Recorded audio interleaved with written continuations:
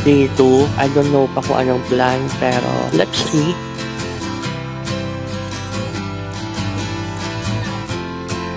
Looking up at the sky.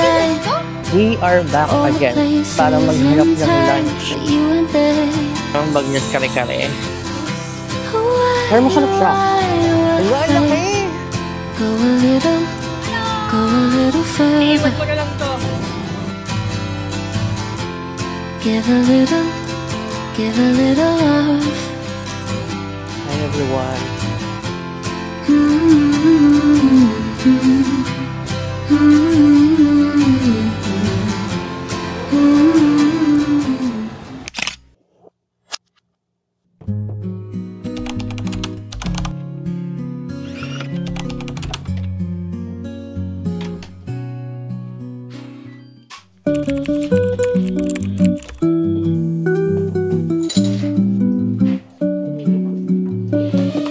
Hindi pa naman ako marunong mag-timpla yung kape. Ay, masarap. Hindi kasi ako mahilig magkape, guys. Kasi pa nagkakape ako, ay lagi ako napupupo.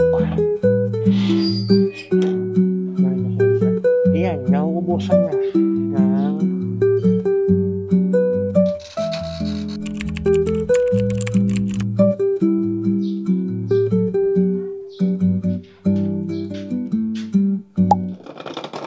Sobrang tagal bumangon.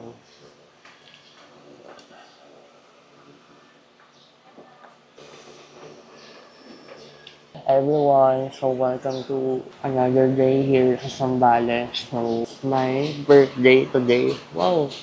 Biga-biga. So far, okay naman siya. Actually, kanina pa ako gising. Pero, nag-transfer pa kasi ako ng mga file from camera to my laptop. It's already 10 a.m. 10 a.m. na ngayon pa lang ako bumaba. Actually, gusto ko pang matulog. Kaso di na ako makatulog. For day 2, I'm still here sa Alontala Hostel. May kasama niya siyang breakfast na coffee and bread. So, if you wanted to know more about this hostel, try nyo panoorin yung vlog ko before this one, yung day 1. Sinare ko dun yung mga amenities and everything. So, sa day 2, we are trying to mag-ikot-ikot. I don't know pa kung anong plan, pero let's see. So, right now, hinantay ko lang maluto yung tinapay. Ewan ko kung tama yung pagkaka-oven ko sa tinapay. Mamaya toasted. No? Gawa tayo ng coffee ulit. Tapos meron din creamer. Kaya sobrang tagal yung tinapay. Hindi ko baka toasted na to. Tapos may option tayo ng brown sugar at white sugar. Alam nyo, vlog lang ako ng vlog. Tapos mamaya ang pangit pala ng mga clip. Sana binugbog nyo na lang ako. Ngalawang coffee ko na yan. Okay mo siguro yan. Toasted na siya.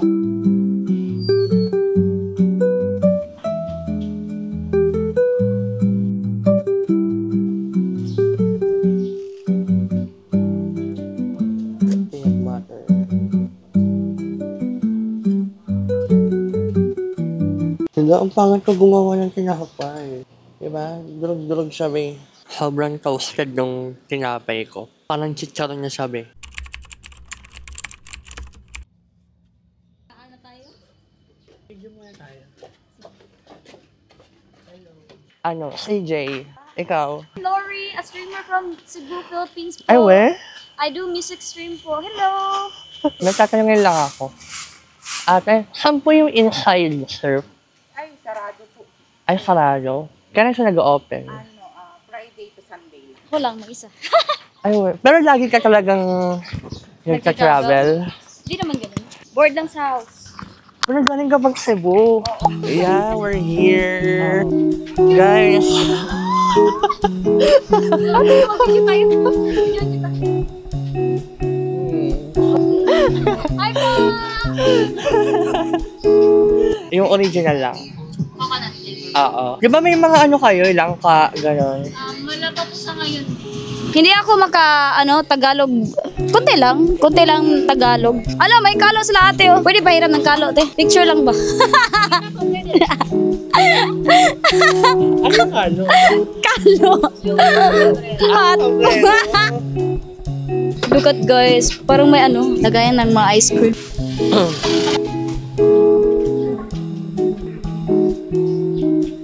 Hi! mo, ay, ube, sige. Sarap. Ang sarap. Ay, masarap. Parang hindi ako matulog, te. Ang sarap, te. Sarap talaga. Ang sarap po! Ay, ako. Ice cream!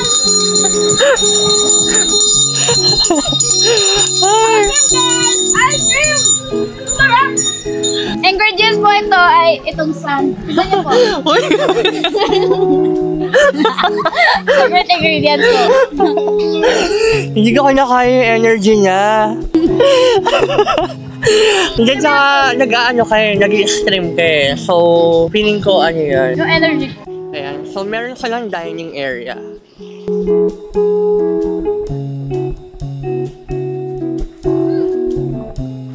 Sarap. Maya, punta ka sa ano? 26 ka? Mm-mm. Pero mga 20, 23, ganyan. Uy, Edad lang tayo. guys, narinig niyo, mukha daw ako. Kasi, 20, 23.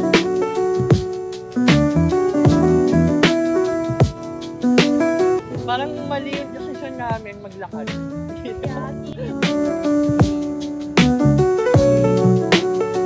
Mababang Hi! So we're back here. We're back because our feet are so Kapoy, oy. sakit. Kuya, oy. Then, are you going to swim? Oo, ng mga 4:30 or 5. 4:30. Nakakapagod talaga. Kapoy, oy. Kapoy. Kapoy means kapag pagod. Yeah, we'll just end here, guys, okay? Diba? Tinapos na Say- naman. Hi guys! So we're back here sa hostel. So nag-check out na yung mga kasama namin here, there, and the other two. Tapos na yung ginawa namin. Connected na siya, in-open na namin yung curtain. Ganyan talaga siya dapat. Ganyan. Pag open mo, makikita mo yung wild animal. Mag-charge muna ako. So, bye!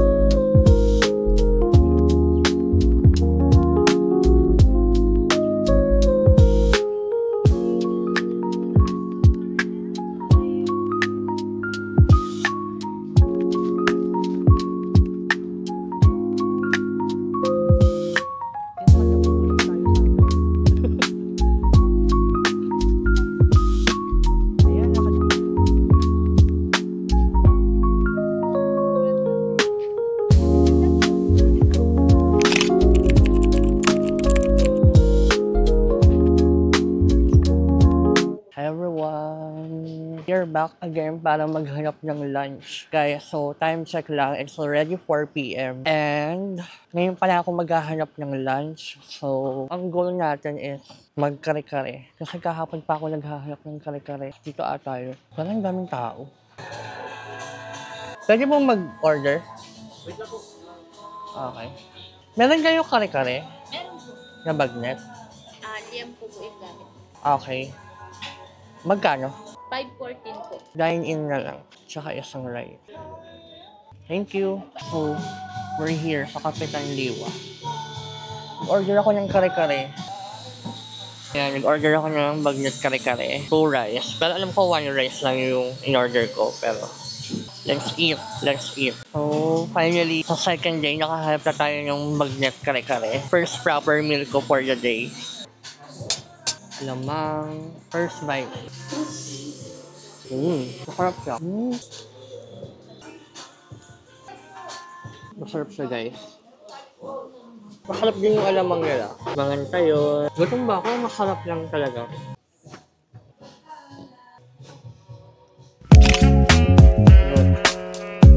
Ayan, so malapit na kami sa beach.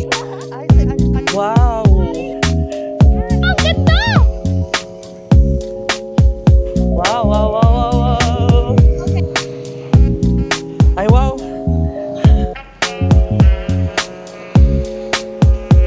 We're here na sa beach.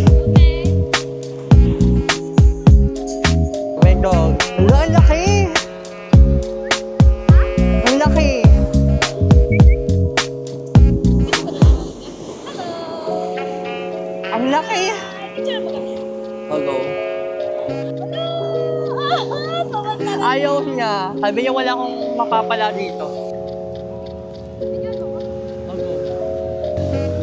Guys, so 500 lang. Dalawa na kami. With kuya.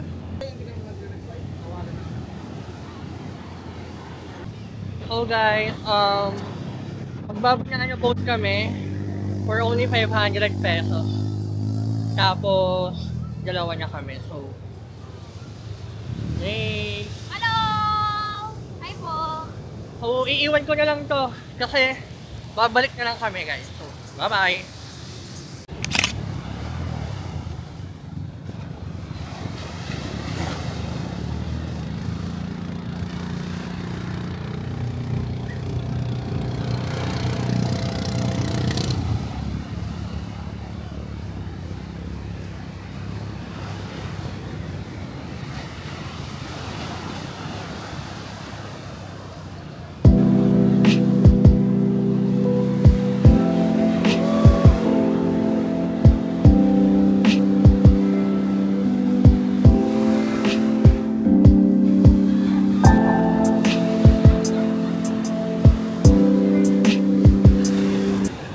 Hi! Kasi tapos na kaming maligo and ang ganda ng langit. Grabe! Tapos ayun na nga, nag-banana boat din kami. Pero hindi siya banana, mukha siyang dragon. Dragon boat. For only 500, dalawa na kami. Yun lang, papunta na kaming hostel tapos magbabanlaw na lang. And mamaya mag-work na naman. Hello. Hi everyone, so today is officially the end of my day 2 here in Zambales, Liuliwa. So it's already 11:24 p.m. and hindi na ako nakapag-vlog kanina kasi I started working na and sobrang saya today. Ang daming nangyari, ang daming nangyari. So to sum it all up, the highlight of the day is first, we met a new friend here. So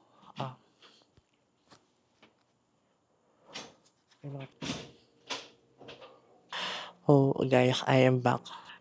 Naputol yung vlogging ko kasi may lumabas na cute. Uy, seryoso. Charot.